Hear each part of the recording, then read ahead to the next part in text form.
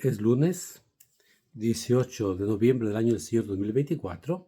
La iglesia celebra hoy la memoria de la dedicación de las basílicas de San Pedro y San Pablo apóstoles.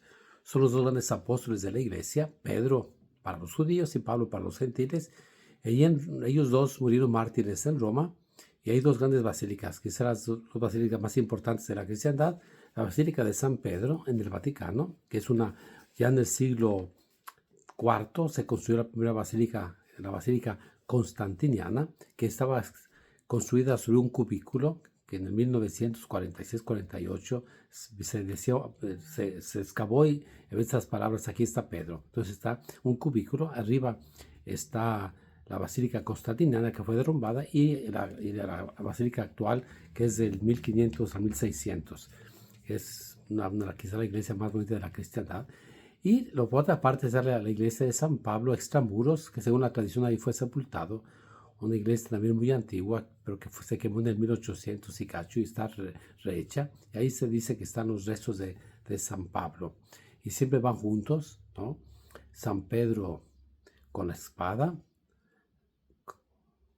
San Pedro con las llaves y San Pablo con la espada, ¿no? Los dos grandes apóstoles, que lo vemos sobre todo en el libro de los Hechos de los Apóstoles, que es más que de los apóstoles, es los Hechos de Pedro primero y luego los Hechos de Pablo.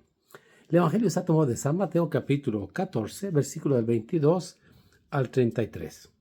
En aquel tiempo, inmediatamente después de la multiplicación de los panes, Jesús hizo que sus discípulos subieran a la barca y se dirigieran a la otra orilla, mientras él despedía a la gente. Después de despedirla, subió al monte a solas para orar. Llegada la noche, estaba él solo allí. Entretanto, la barca iba ya muy lejos de la costa y las olas la sacudían porque el viento era contrario. A la madrugada, Jesús fue hacia ellos caminando sobre el agua. Los discípulos, al verlo andar sobre el agua, se espantaron y decían, es un fantasma, y daban gritos de terror. Pero Jesús les dijo enseguida, tranquilícense y no teman, soy yo. Entonces le dijo Pedro, Señor, si eres tú, mándame ir a ti caminando sobre el agua. Jesús le contestó, ven. Pedro bajó de la barca y comenzó a caminar sobre el agua hacia Jesús, pero al sentir la fuerza del viento le entró miedo. Comenzó a hundirse y gritó, Sálvame, Señor. Inmediatamente Jesús le tendió la mano, lo sostuvo y le dijo, Hombre de poca fe, ¿por qué dudaste? En cuanto subieron a la barca, el viento se calmó. Los que estaban en la barca se postraron ante Jesús, diciendo, verdaderamente tú eres el Hijo de Dios. Palabra del Señor. En la tradición judía, el mar es signo del mal, de las fuerzas malignas. La barca es el signo de la iglesia que Jesús no está presente físicamente como estuvo con los discípulos. La barca camina en medio de las turbulencias de la vida.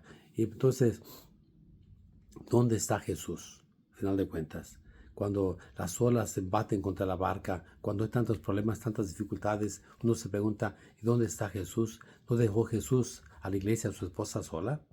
Por otra parte, Jesús pasa por allí y los discípulos están llenos de terror, miedo. El miedo dice que hace ver moros con tranchete. El miedo no da la paz, no da la tranquilidad. Los apóstoles están tranquilos. Necesitan que Jesús les diga, soy yo. Son las palabras del Antiguo Testamento que equivalen a Yahvé. Yahvé quiere decir soy yo. Soy el que da la vida. Es Jesús el que da la estabilidad a su pueblo, a sus discípulos. Es Jesús, yo soy. Soy yo. Soy yo. Eso da seguridad a los discípulos. Interesante, curioso, importante. Jesús sube a la barca y cesa el mar. Jesús está siempre presente con nosotros. Hay veces tenemos turbulencias en la vida, dificultades, pero Jesús está ahí con nosotros. No tengamos miedo, no tengamos temor. Y finalmente está Pedro. Todo hubiera estado en paz, tranquilo, pero Pedro quiere sentirse superior, quiere sentirse también dueño sobre el viento, sobre el mar, y por eso le dice que si puede caminar al final de cuentas, ¿no? Si eres tú, mándame ir a ti caminando.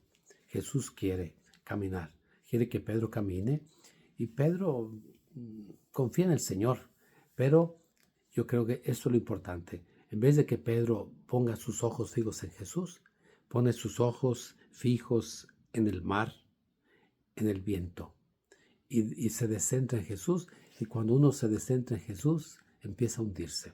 Pero al menos algo importante que hace Pedro, se da cuenta de que se equivocó y que le dice a Jesús: sálvame, Señor. Ese Pedro que tantas veces negó a Jesús, que tantas veces decía una cosa pero tenía miedo, que quizás como tú y como yo, pero necesitamos esa oración: sálvame, Señor. Sálvame, Señor. Cuando tengas dificultades y sientas que el agua es el gogote, cuando ya no hay, parece que ya no hay soluciones, simplemente di: sálvame, Señor. Comparte este video con tus contactos, por favor, desde la parroquia de San León Magno en Houston y de San Lucas Evangelista en Irving, Texas. Dios te bendiga, te muestre su rostro y te dé su paso y siempre. Amén.